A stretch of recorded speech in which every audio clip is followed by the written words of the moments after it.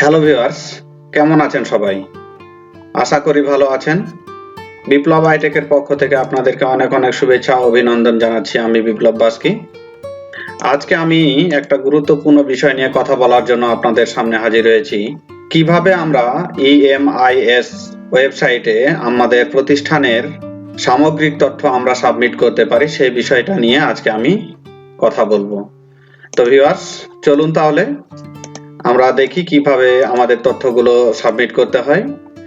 তো গত কয়েকদিন আগে আমরা একটা চিঠি পেয়েছি ইএমআইএস ওয়েবসাইটের তথ্য আপডেট করার জন্য মাধ্যমিক ও উচ্চ শিক্ষা অধিদপ্তর থেকে 16 ফেব্রুয়ারিতে যে চিঠিটা দেওয়া হয়েছে, এখানে আমাদের ইএমআইএস মডিউলে 2021 সালের তথ্য হালনাগাদ করার কথা বলা হয়েছে এবং সময় 10/3/2022 পর্যন্ত এটা বর্ধিত করা হয়েছে। অর্থাৎ আমরা 10 তারিখ পর্যন্ত আমরা 2021 সালের যাবতীয় তথ্য আমরা এখানে সাবমিট করতে পারবো। তো কিভাবে সেই তথ্যগুলো আমরা সাবমিট করতে পারি সেই বিষয়টাই আজকে আমি কথা বলবো। তাহলে আর দেরি করছি না, চলুন যাই আমরা সেই ওয়েবসাইটে এবং দেখি আমরা কিভাবে তথ্যগুলো সাবমিট করতে পারি।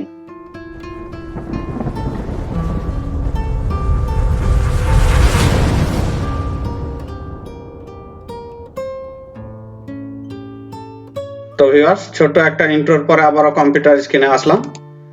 আমাদের আজকের বিষয়টি হচ্ছে কিভাবে আইএমএস এর তথ্য হালনাগাদ করা যায় সেই বিষয়টি।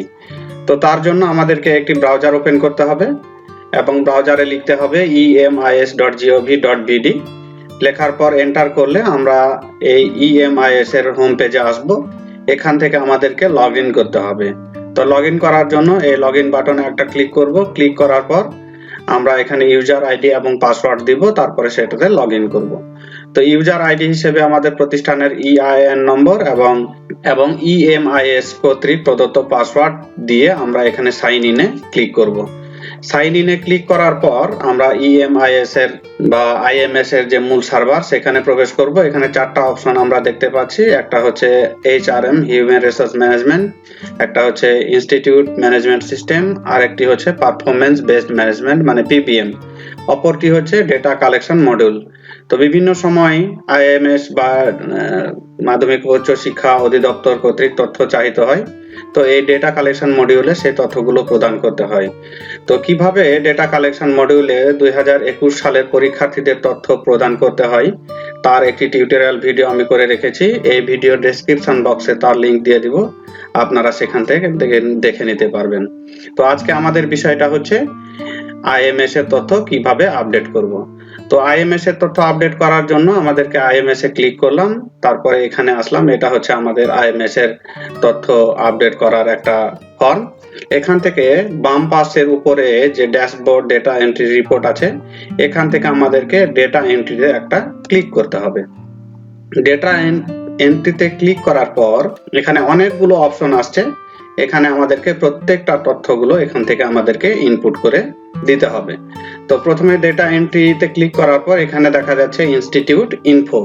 এটাতে ক্লিক করলে আমাদের প্রতিষ্ঠানের তথ্যগুলো আমরা এখান থেকে দেখে নিতে পারবো এবং সেই তথ্যগুলো আমরা এখান থেকে সংশোধন করতে পারবো। তো এখানে প্রতিষ্ঠানের নাম, তারপরে প্রতিষ্ঠানের নাম বাংলায়, প্রতিষ্ঠানের ধরন স্কুল না কলেজ সেটা এখান থেকে সিলেক্ট করতে হবে।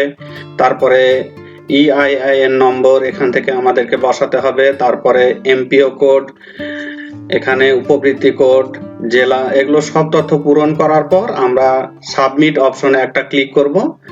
সাবমিট অপশনে ক্লিক করলেই আমাদের সেই তথ্যগুলো সেভ হবে। তো এখানে সেভ সংরক্ষণ বাটনে ক্লিক করলাম, দিয়ে একটা নোটিফিকেশন আসলো যে সংরক্ষণ সফল হয়েছে। এইভাবে আরো কমিটি সম্পর্কিত তথ্যতে আমরা ক্লিক করব। তারপরে কমিটি সম্পর্কিত তথ্যতে ক্লিক করার পর যে কমিটিগুলো আছে আমাদের সেই কমিটিগুলো এখান থেকে আমরা এডিট করে নিতে পারবো। তো এই যে এখানে যে কলম, একটা বক্সের মধ্যে যে কলম দেখা যাচ্ছে সেখানে রাখলে আমরা এটাকে এডিট করে নিতে পারবো। তো এখান থেকে তথ্যগুলো এডিট করার পর এখান থেকে তথ্যগুলো যদি আমাদের এডিট করার প্রয়োজন হয় তাহলে সেটা এডিট করার পর হালনাগাদ বাটনে একটা ক্লিক করলে সেই তথ্যগুলো আমাদের হালনাগাদ হয়ে যাবে বা তথ্যগুলো আমাদের সেভ হয়ে যাবে। এখানে সেভড লেখা উঠলো, তার মানে আমাদের তথ্যগুলো সেভ হলো।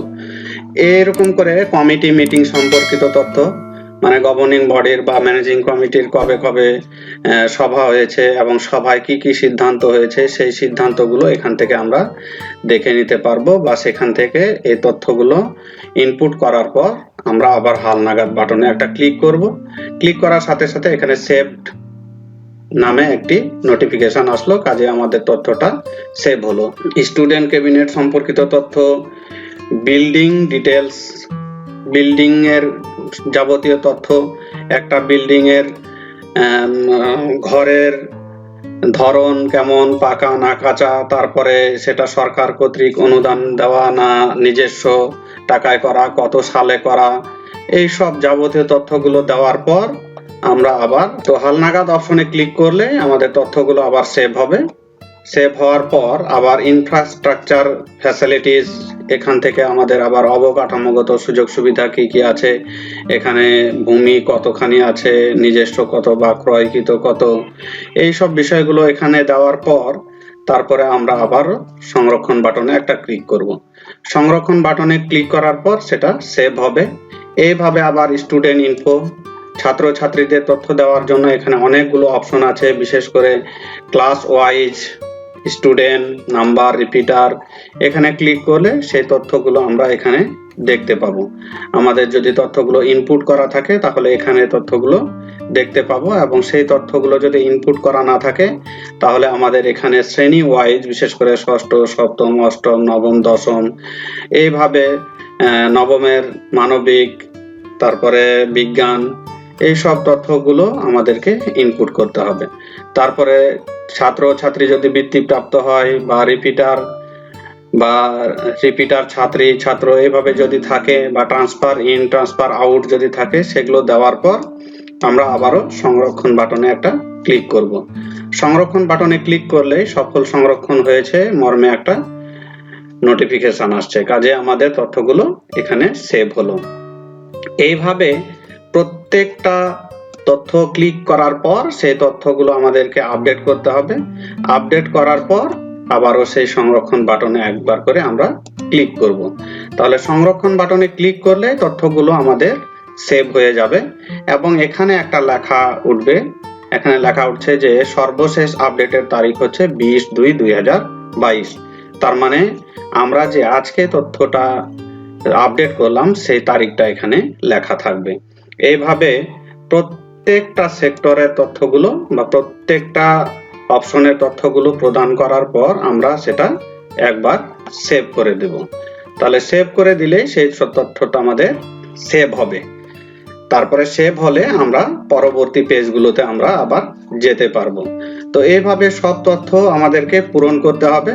তবে একটা জিনিস আমাদেরকে মাথায় রাখতে হবে, যে তথ্যগুলো আমাদের প্রয়োজন নাই বা যে তথ্যগুলো আমরা দিতে পারি না, সেই জায়গাতে অবশ্যই আমাদেরকে শূন্য বসাতে হবে, কারণ শূন্য বসালেই সেটা প্রযোজ্য নয় বোঝাবে, কিন্তু যদি আমরা কোনো তথ্য না দিই তাহলে সেটা অনেক সময় মিসিং হয়ে থাকে। যাই হোক, এইভাবে ইনকাম ওয়াইজ বা স্টুডেন্ট এজ ওয়াইজ, বয়স ভেদে student category info, student religion মানে ধর্মের দিক থেকে ছাত্রছাত্রীদের ইনফরমেশন বা তথ্যগুলো, এইভাবে সব তথ্য আমাদেরকে স্পষ্ট করে এবং হিসাব নিকাশ করে আমাদেরকে পূরণ করে আমরা সেভ করে দিব। তাহলে আমাদের তথ্যগুলো সেভ হবে এবং এখানে একটা লেখা উঠবে যে কত তারিখে আপডেট করা হয়েছে। এইভাবে প্রত্যেকটা তথ্য আমাদেরকে পূরণ করে আইসিটি ইকুইপমেন্ট আছে, এখানে আইসিটির যন্ত্র কতটি আছে, নিজস্ব ল্যাপটপ বা ডেস্কটপ ইত্যাদি ইত্যাদি যেসব জিনিসগুলো আছে সেগুলো আমরা এখান থেকে ইনপুট করতে পারবো। তারপরে আর একটা গুরুত্বপূর্ণ বিষয় হচ্ছে রেজাল্ট ইনফো, মানে আমাদের পাবলিক পরীক্ষায় যে অনুষ্ঠিত হয় সেই পরীক্ষায় রেজাল্ট আমাদেরকে এখানে অবশ্যই আপডেট দিতে হবে, কারণ কয়জন ছাত্র এ প্লাস পেল, কয়জন এ গ্রেড, এই সব তথ্যগুলো আমাদেরকে অবশ্যই এই সেক্টরে ইনপুট করে সেটা আমাদেরকে সংরক্ষণ করতে হবে। তারপরে আছে ইন্সপেকশন এন্ড অডিট। আমাদের প্রতিষ্ঠানে বিভিন্ন সময় অডিট হয়, বিশেষ করে অনেক সময় মিনিস্ট্রি অডিট, অনেক সময় জেলা শিক্ষা অফিস থেকে অডিট হয়। তো এই সব অডিট গুলোর তথ্য আমাদেরকে এই ইন্সপেকশন এন্ড অডিট অপশনে এই তথ্যগুলো আমাদেরকে অবশ্যই সাবমিট করতে হবে। তারপরে কমিউনিটি সার্ভিসে এখানে আমাদের যে অপশনগুলো আছে, এখানে আমাদের ছাত্রছাত্রীরা বিভিন্ন বিষয়ে সাপোর্ট দিয়ে থাকে, বিশেষ করে যেমন স্কাউট বা বিভিন্ন ধরনের বিজ্ঞান মেলা, এই সব বিষয়গুলো আমরা এখান থেকে ইনপুট করে দিতে পারবো। আর একটি অপশন আসছে ফিক্সড অ্যাসেট। ফিক্সড অ্যাসেট বলতে বলছি আমাদের প্রতিষ্ঠানের যে সব সম্পদ আছে, এই সব সম্পদগুলোর তথ্য আমাদেরকে অবশ্যই এখানে ইনপুট করতে হবে। যেমন এখানে দেওয়া আছে আমাদের আসবাবপত্র, ব্ল্যাকবোর্ড, হোয়াইট বোর্ড বা বিজ্ঞানের যেসব সামগ্রী আছে বা খেলাধুলার যেসব সামগ্রী আছে, এই সব তথ্যগুলো আমাদেরকে এখানে ইনপুট করে এটাকে আবার আমাদেরকে সংরক্ষণ করতে হবে। তাহলে এটা সংরক্ষণ করলে আমাদের এই যে নোটিফিকেশন আসলো এবং তারিখ এখানে দেখাচ্ছে যে 20/2/2022 তারিখে এটা আপডেট করা হয়েছে। তারপরে আছে আমাদের বাজেট ইনফো, অর্থাৎ একটা প্রতিষ্ঠানের যে বাজেট বা আয় ব্যয়ের যে পরিকল্পনা করা হয়, এই তথ্যগুলো আমাদেরকে এই সেক্টরে ইনপুট করতে হবে। তারপরে ইনকাম এন্ড এক্সপেন্স, অর্থাৎ আয় এবং ব্যয়ের হিসাব। একটা প্রতিষ্ঠানে বাৎসরিক যে ইনকাম হয় বা আয় হয়, সেটার তথ্যগুলো এখানে দিব। তারপরে আবার সেই তথ্য, সেই আয়গুলো আবার ব্যয় হয়, সেই আয়ের তথ্য এবং ব্যয়ের তথ্যগুলো আমাদেরকে এই আয় সম্পর্কিত তথ্যতে আমরা আয়ের বিষয়টা দিব এবং ব্যয় সম্পর্কিত তথ্যতে আমরা ব্যয়ের তথ্যটা দিব। তো এইভাবে তথ্যগুলো দেওয়ার পর আমরা এখানে সংরক্ষণ বাটনে একটা ক্লিক করব। তো সংরক্ষণ বাটনে ক্লিক করলে আমাদের তথ্যটি সেভ হবে। তারপরে আমাদের বিভিন্ন ধরনের এরকম অপশন আছে, যেমন ডেভেলপমেন্ট অ্যাক্টিভিটিস, যদি প্রতিষ্ঠান থেকে কোনো ধরনের উন্নয়নমূলক কর্মকাণ্ড পরিচালিত হয়ে থাকলে তার তথ্য এখান থেকে দিতে হবে। এবং সর্বশেষ আসছে একটা পিবিএম বা সিএ, সিকিউ এন্ড আদার। এটা হচ্ছে প্রশিক্ষণ সম্পর্কিত একটা তথ্য, অর্থাৎ অত্র প্রতিষ্ঠানের কতজন শিক্ষক পিবিএম প্রশিক্ষণ গ্রহণ করেছেন, বা সিএ কন্টিনিউয়াস অ্যাসেসমেন্ট এই ধরনের প্রশিক্ষণ নিয়েছেন, বা সিকিউ এই ধরনের যাবতীয় তথ্যগুলো এই সেক্টরে আমরা ইনপুট করে সেটাকে আমরা সংরক্ষণ করে দিলে আমাদের তথ্যটি সেভ হবে। তো ভিউয়ার্স, এইভাবে একটি আইএমএস এর তথ্যগুলো আমরা ইনপুট করে দিতে পারবো এবং সেই তথ্যগুলোর প্রেক্ষিতেই আমাদের প্রতিষ্ঠানের ক্যাটাগরি নির্ধারিত হবে যে আসলে প্রতিষ্ঠান কোন ধরনের। তো যাই হোক, ভিডিওটা যদি আপনার ভালো লাগে অবশ্যই ভিডিওটাতে লাইক করবেন এবং কোনো প্রশ্ন থাকলে অবশ্যই আমাকে কমেন্ট বক্সে জানাবেন, আমি আপনাদের সেই প্রশ্নগুলো উত্তর দেওয়ার চেষ্টা করব। সর্বোপরি চ্যানেলটা যদি আমার ভালো লাগে অবশ্যই চ্যানেলটাকে সাবস্ক্রাইব করবেন। পরবর্তীতে নতুন কোন ভিডিও পাওয়ার জন্য বেল আইকনটি প্রেস করে রাখবেন। তো আজকে সবাই ভালো থাকেন, সুস্থ থাকেন। আজকে এ পর্যন্তই। ধন্যবাদ সবাইকে।